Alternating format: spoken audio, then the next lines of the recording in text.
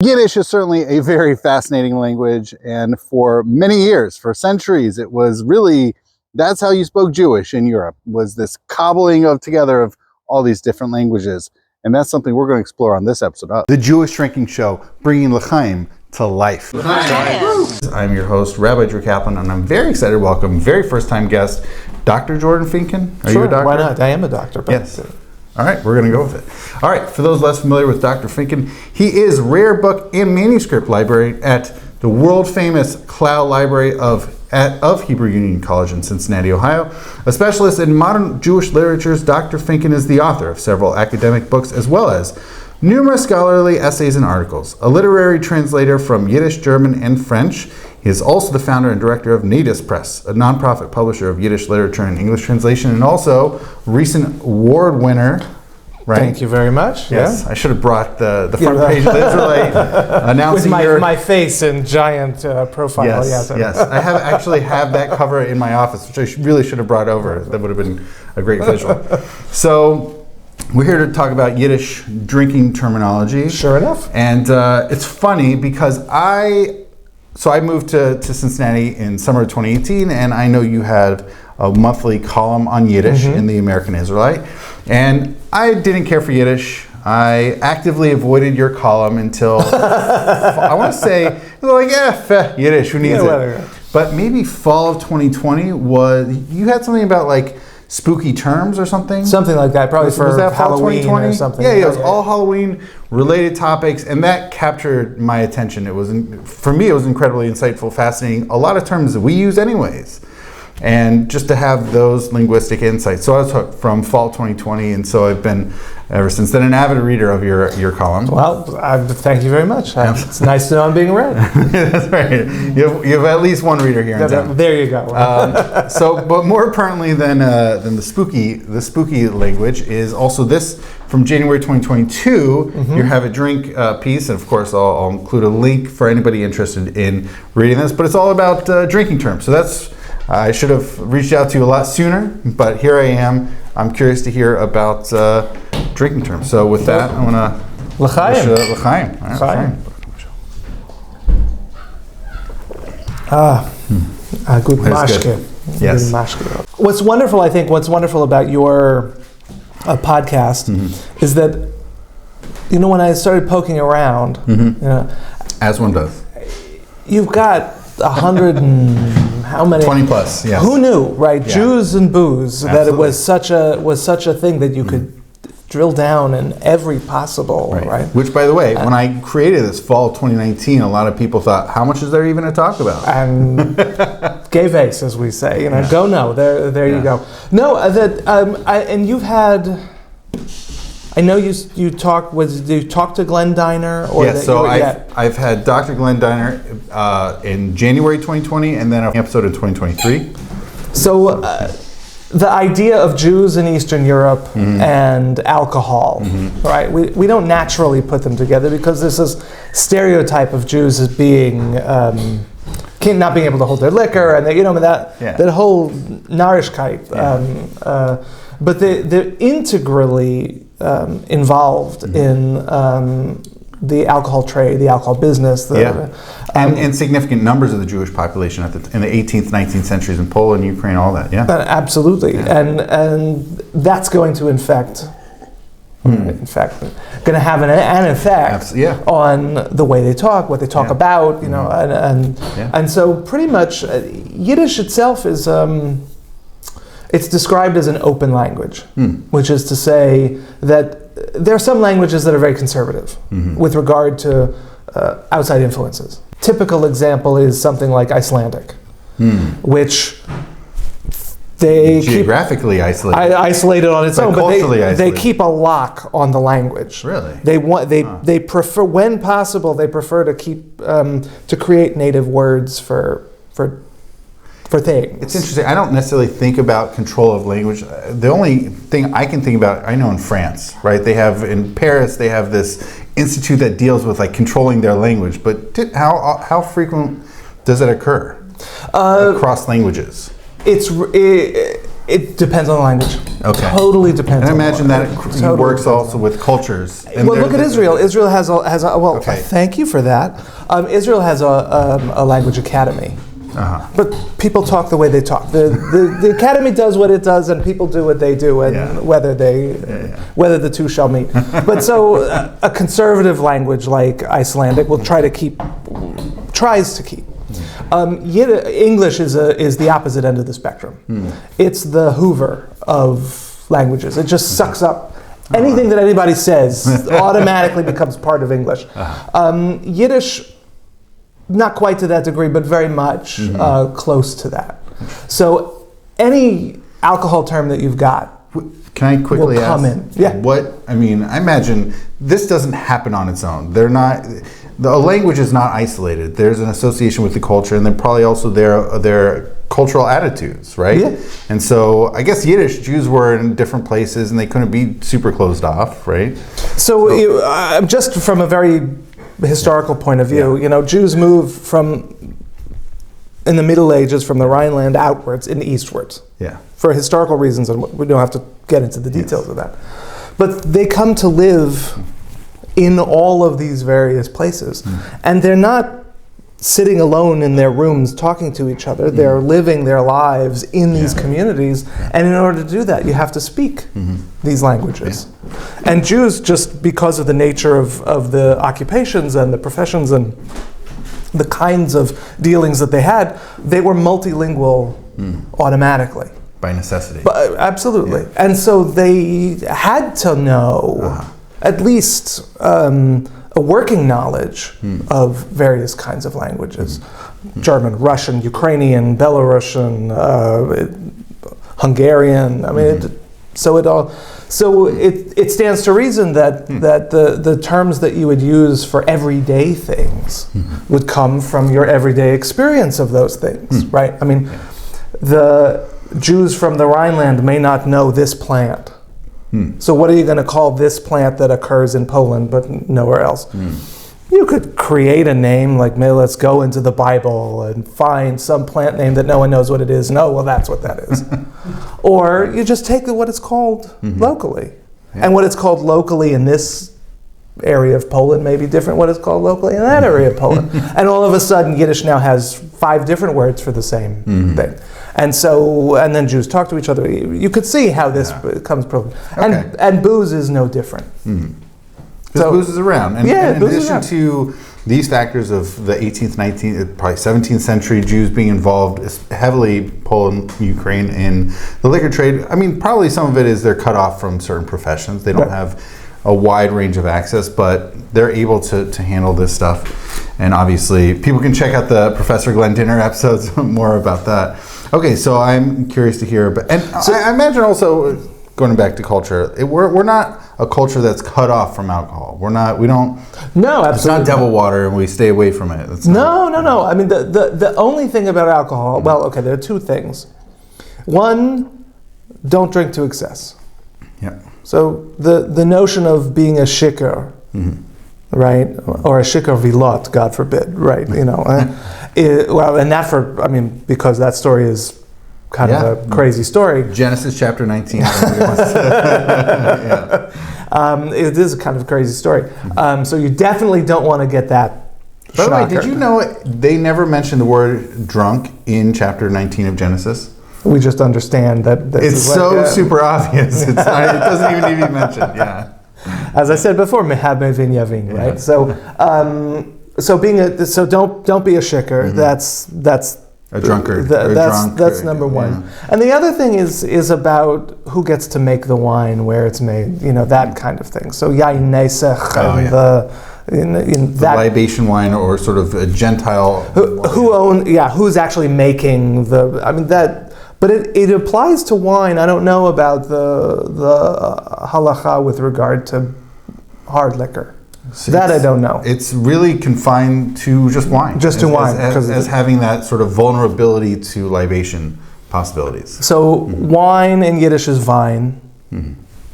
So it's wine, and that's just sort of universal. Yiddish for wine. Yeah. But you can, rarer is yain. You can use the Hebrew word. yain. But that's more, kind of has an ironic connotation. Very often the Hebrew words can be the highfalutin word, but it can also be the sort of, we're going to use a super high word because we're talking about, oh, look who's bringing the yain, right? You know what I mean? It's not just some wine. It's like, oh, wow, look who's bringing the wine. So that then you'd say, oh, yain. You can also, speaking biblically, there's dam enav, which means the blood of the grape. So you can say Traubenblut, to mean wine, but that's a poetic, highfalutin, and that kind of thing. But I mean, but if it's wine, just the way we talk about wines, you can talk about a Bordeaux. You can talk about a Champagne. You can talk about the Tokaj, Tokaj wine from Hungary, and so, like I said, it's a Hoover. Any wine you want, a Merlot, a Shiraz, it doesn't matter. I mean, it's just you can call it vine as vine, or you can talk about whatever wine it happens to be. Hey there! I hope you're enjoying this episode so far. I want to break in and give you, speaking of good times and drinking, I want to give you a sneak peek into next week's episode featuring Yossi Frankus. Knowing this is something to look forward to, was the anticipation, obviously you were excited, you were anticipating it. Now that the anticipation is gone, how does it feel that the day, the year has arrived there in your house? It feels fun and cool more than anything else. Yeah. And you're not going to go short on scotch anytime soon. I hope you enjoyed that sneak peek into next week's episode. Now back into this episode featuring Professor Finkin. In terms of hard liquor, the standard word is Bonfim. That is etymologically related to the word brandy. Because the word brandy in English is a shortening of originally brandy wine, which is originally a Dutch word. And it's related to German Brandwein, which just means burnt wine, because that's the nature of the process of distilling. So it's Brandwein. So in Yiddish, it's Bonfim. Because you heat it up, and then it vaporizes. Right, and then this distillation process, so heating and distillation. So it's Bonfim. But the thing that especially translators have a problem with is Bonfim is usually translated in dictionaries as brandy, because it's brandy, right? But who drinks brandy? I mean, you go to the store. We don't just buy a bottle of brandy. That's not the natural booze drink. Unless you live in Wisconsin. Wisconsin's different. It really doesn't mean brandy. What it means is whatever hard alcohol is readily available where you are. So it's like a metonym. Right. Yeah. So in Poland and Russian Empire, Bonfim's going to mean vodka, because that's what you're going to have. But in Romania, for example, which is, I think, the second largest producer of grapes of wine in Romania? Yeah, in Europe, I think for sure.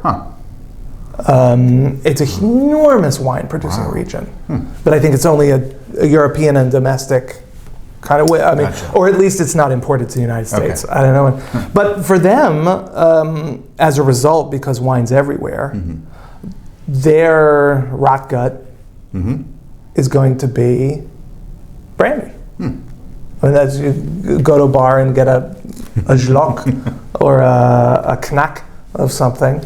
That's the Yiddish word for a shot. There's a knack. Is that literally just a shot? Is it knack? I mean, it means. I was gonna say it sounds fairly onomatopoeic. Yeah, but I mean, you think about it. Yeah, literally it means right. Well, the drinking terms are wonderful. So the word for a shot in Russian is buik, and the reason it's called a buik is because it's one buik. That's the sound it makes when one bulk drops out of the bottle. So there you go. So you don't need to be fancy about it. No, it's a knack. Okay, it fine. Communicates. Well, we knock it back, so they have a knack. Yeah. So that's fine. But that's Bonfim. But we can put yain and Bonfim together, and we have yain saruf. burnt wine. So that's a sort of a highfalutin word. But it's, if you put yud, shin together, well, it's sin, but yud, sin, write it quickly, it's yash, right? So that's a very colloquial way of referring to booze as yash. An acronym. Was there ever a separate term called whiskey, or they just went with yash or yain saruf? Yain saruf, or another way of calling it would be slightly ironic, mayim chaim. Okay. Because it's aquavitae. It's literally eau de vie is aquavitae is mayim, so you can call it mayim chaim. But that's really, I mean, the word for whiskey is whiskey. Oh, see, just hoover it up. Do people use it? Not really. I mean, here in America, but not for in sure. Europe. They wouldn't have. They would in late 19th, early 20th century Pale of Settlement. Okay. Who's drinking whiskey, right? I mean, you've got vodka, you've got, the local, you're not importing from Scotland, or you're not, distilling that particular. Well, also because look at what grains are available. Rye.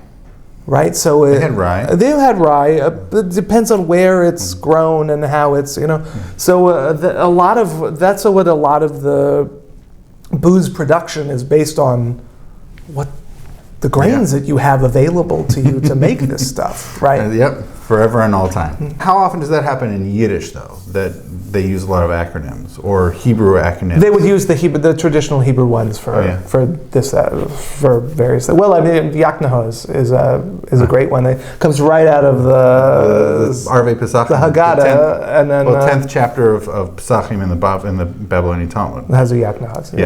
But which is another drinking Talmudic text. That's right. The traditional sort of linguistic historian of Yiddish, Max Weinreich, had coined a phrase to talk about Yiddish culture as the way of Shas. That the forms of culture that come out of Talmudic existence influence the life ways of Yiddish culture. I was going to say suffused by Talmudic and also book learning. There's a fair amount of scholastic aspects to approaching life and even, But I mean, and this is kind of what my dissertation was kind of about. Oh, what was your dissertation on? It was I have to cast my mind back. It wasn't part of your bio. It was the how contact with rabbinic texts influenced the development of Yiddish literary language. Oh, wow. Yeah. That's great. So, but yeah, I mean, you think about it. Well, you've got all of these rabbis and chachamim, and they're doing their thing. But what are women and laborers and kids and everybody else? How are they getting all this information? Much direct contact. They're not studying this stuff. But why are we talking about Yaknahoz and Yash and all the well, because people went home and they had families and they talked and they considered that group of people to be the ones worthy of emulation, the ones worthy of consideration, and the ones worthy. So it stands to reason that would have an influence and an effect on how they spoke and what they thought, and how they dismissed that stuff. So the most effective way of making fun of someone is to use their own language, right? So that there's all kinds of that. Like I said before, that Hebrew and Talmudic is very often lofty, but at the same time, it's also used to exactly the opposite. To skewer. I mean, one thing with anybody who's had even 3 seconds of exposure to Yiddish knows there's a certain playfulness to it, and that's and irony and. So it's a constant feedback loop of that kind of stuff, which is what makes it so much fun to study and to read. So. Well, speaking of fun, I mean, drinking cultures are not without their amount of playfulness and fun. So I imagine that works actually quite nicely with the broader culture of Yiddish. In what way? Of like a sense of playfulness, maybe even irony, maybe, who knows, wordplay, whatever it is, and certainly. That's Yiddish, and then you could also use that with anybody who's in drinking environments. Right. There's a certain levity that's. Well, another word for example, is the shackle. Okay.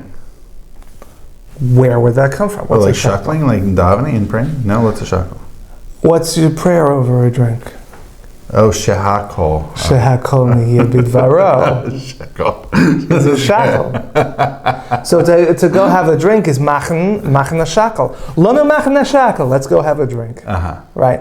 Well, because what are you going to say before you have a drink? I mean, that's just the way that this stuff comes into being. Wow. I mean, that's Yiddish. That's the mentality for sure. Yeah, and like I said, shikar v'lot, which is you don't have to know who Lot is to know that shikar v'lot is. It's an enhanced level. Really schnockert. Yeah, exactly. So and that's something that you don't want to be. Not infrequently, people come up to me and say, "Hey, have you ever tried this? Or have you ever drank that?" And oftentimes I'll say, "Okay, either I have or haven't," and it definitely generates an interesting conversation. But I haven't really figured out what to do with that, where to put that, those suggestions, those advice, those recommendations of drinks or beverages to consume. So I figured, you know what? Why not channel it? Put it here into the Jewish Drinking Show, because maybe other people's suggestions might bring enlightenment and enhancement to your own drinking life. So with that, I want to share the first one right here by Noah Schmutter of New Jersey. I'm going to be recommending the Lagunitas Willetized Coffee Stout, aged in rye oak barrels. Lagunitas Brewing Company, Petaluma, California, 13.1% alcohol by volume.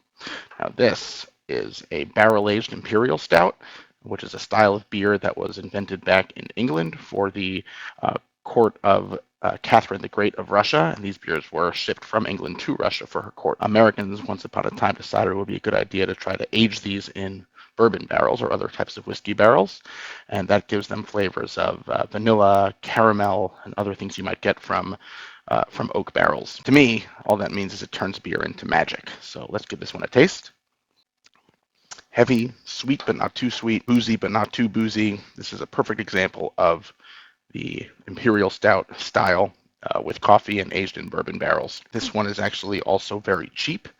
A lot of barrel-aged beers can be very expensive, but this one can be found in any good beer store a few months out of the year for the low price of $13.99 for a 4-pack. So I highly recommend this beer if you can find it. The Lagunitas Willetized Coffee Stout, aged in rye oak barrels. This is the 2022 vintage. See if you can find it and give it a try. Thank you so much for checking that out. Now back into the show.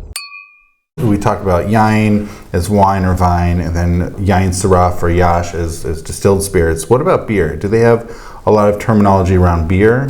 Not especially. Beer, in Yiddish, beer is beer, or mashke. Another word is mashke, which is a Hebrew word. It's just a beverage. It's a beverage, a drink, an alcoholic drink, but it's not as particularly strong one. So they wouldn't use mashke to discuss spirits? Or generally, no. So that in my impression, that's a little lighter. Oh. The other drink in the beer spectrum, non-distilled, would be kvass. I don't know if you've ever had kvass. I have not. It's made mostly from rye. It's just a quick fermented rye mash, and it's everywhere. Because you can make it with rye bread. Like basically any amount of rye that you can get into a mash with some baker's yeast, really. Oh, really? You throw it in and you just leave it out for half a day. It's going to start to ferment because the sugars are just naturally going to start to ferment.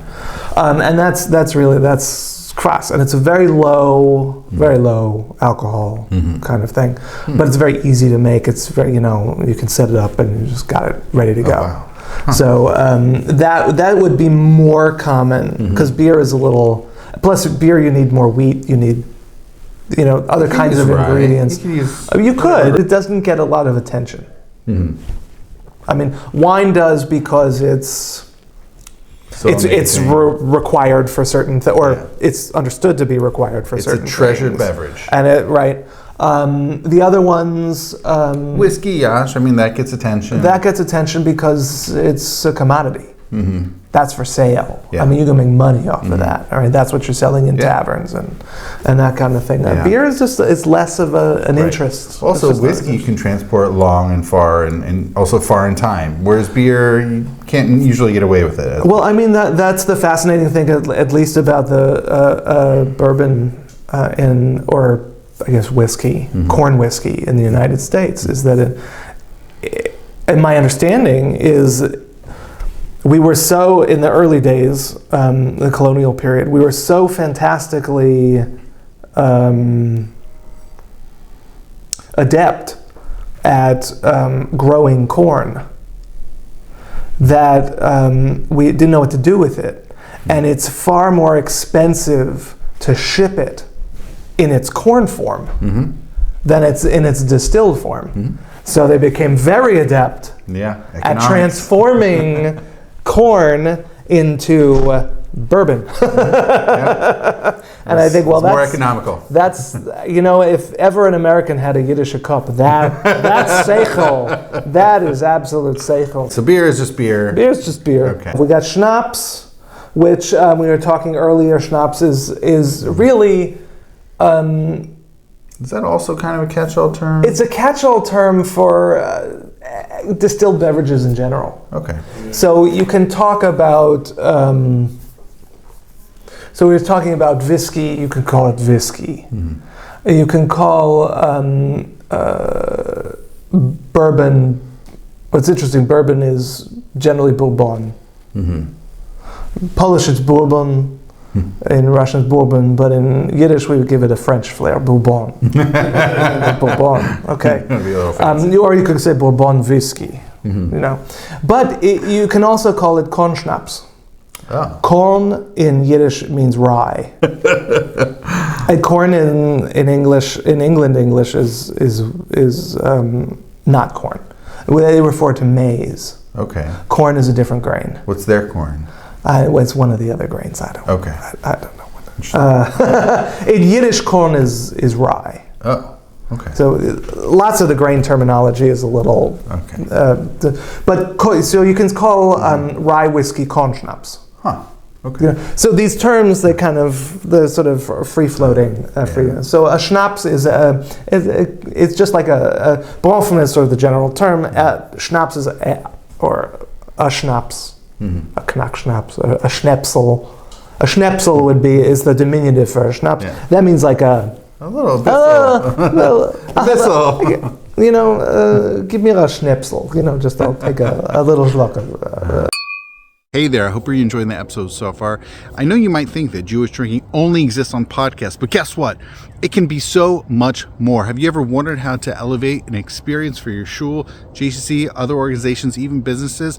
I'm more than happy to chat to see how we can bring that to you. You can feel free to reach out to me at drew@jewishdrinking.com. We can see how I can help you bring l'chaims to life. So speaking of shots, we have a knack, we have a schnapsel, and a koise. A koise. It's a kos. It's a kos. Yeah. But a koise is also another word for like a shot. For a shot. Oh. So machna koise is to throw back. Hab koise in cup is to be drunk. To have a koise in your head is to be you had one too many, and you're well. There's what are the three ways in which a man is recognized? It's early Amoraic. Yeah. So man der kennt der Menschen bekiso bekoso bekiso bekaiso. Right. So in his cups, in his wallet, and in his anger. So it's an Erevin 65. So you know a man by how he gets drunk, how he spends his money, and what makes him angry. So it's just saying that the first one is koso. So maybe there's something about maybe it makes one the think. shikris that we say. Well, maybe it makes one think about that Talmudic text. Right. Vodka is one of those weird ones because I don't like it. I don't know. Like the clear liquors are not for me so interesting. So I'm just not as interested. But there's not a lot of again, because it's local vodka, right? So that's in Poland and whatever. It's cheaply made. It's cheaply produced. But at the same time, a bottle of booze, generally a bottle of vodka, but a bottle of booze is referred to as a mame. Oh, really? That's like the mame. That's mame. You know, give me the mame. You know what I mean? Because you suckle from a bottle. Just okay. Pass it on. Give me the bottle. The one other interesting thing is geben afbronfen. Literally to give on bronfen, brandy, whatever, is to give a tip. Is to leave a tip at a restaurant. What's interesting about that is that many European languages refer to tipping as, in German, Trinkgeld. Oh, interesting. In French, pourboire. It was the money you left the waiter so that they could go and have. So they could have a drink. To have a drink. Okay. Is the pourboire. Is the Trinkgeld. And so it was the Geben afbronfen. It is the Geben afbronfen. Wow. So in Polish, it's napiwek, which literally means on the beer. Beer money. Oh, wow. That's a tip, is beer money. There are two major dialect groups in Yiddish. West Yiddish and East Yiddish. Okay. So West Yiddish is basically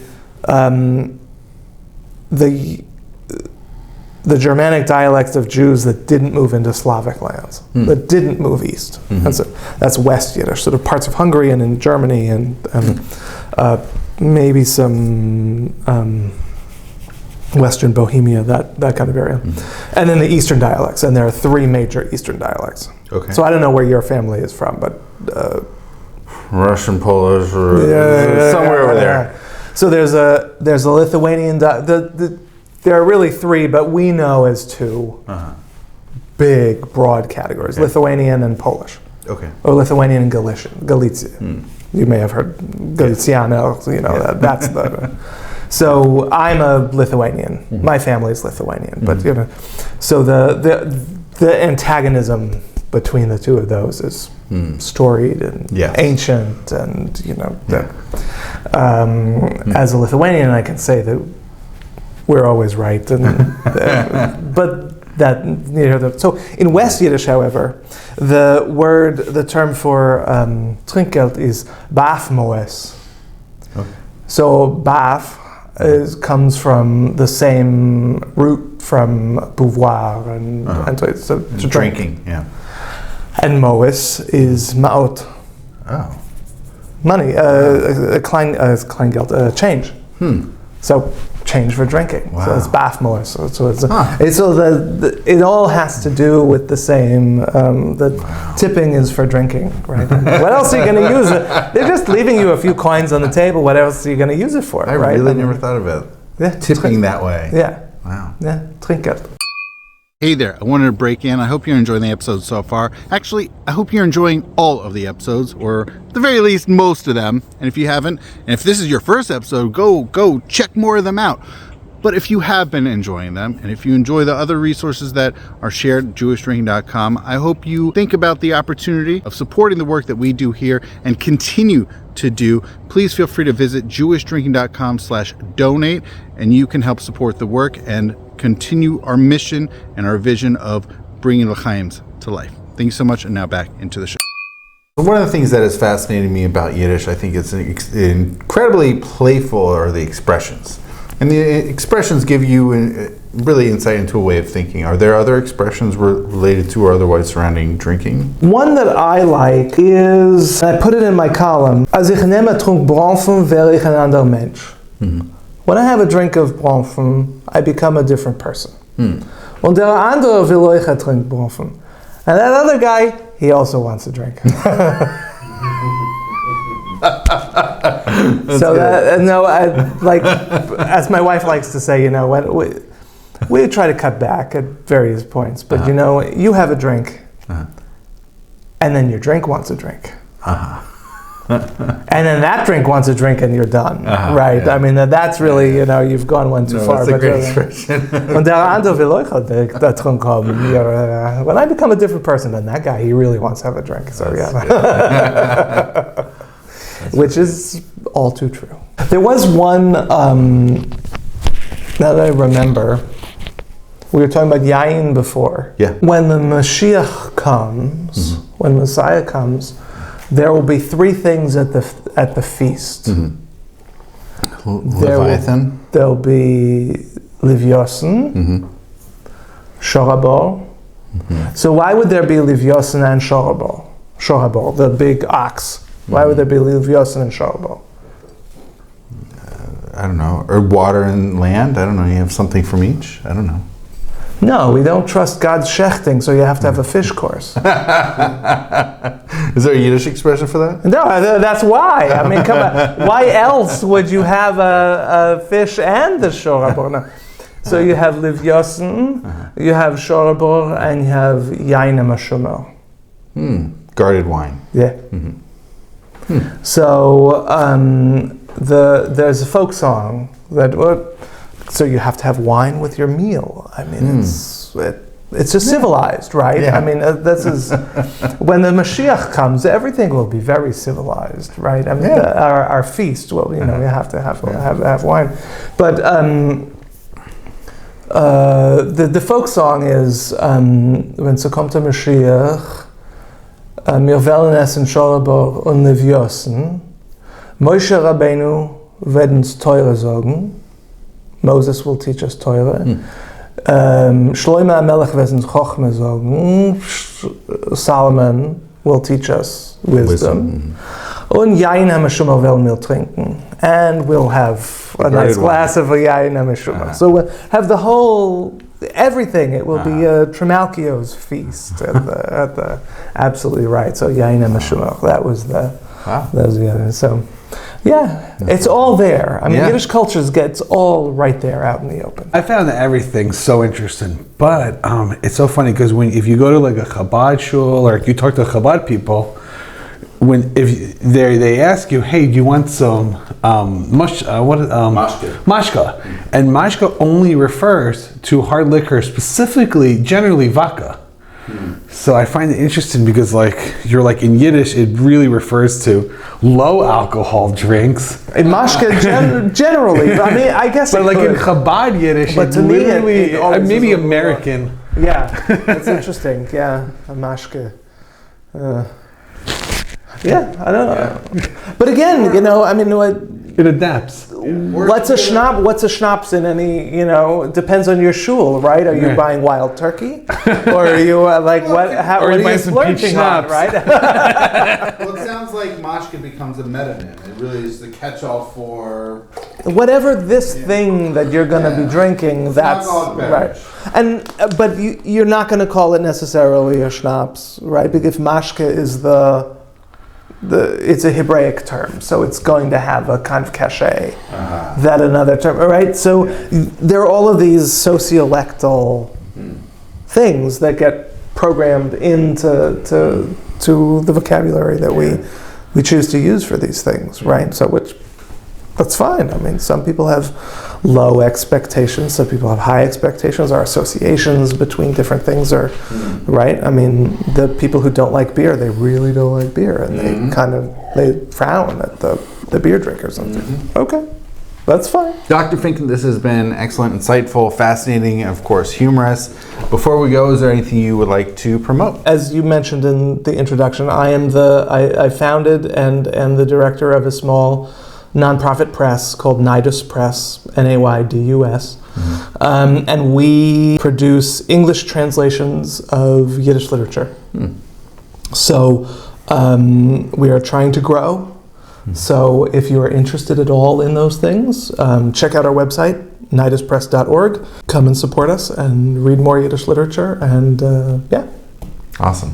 All right, thank you so much, Dr. Finkin, and l'chaim. L'chaim.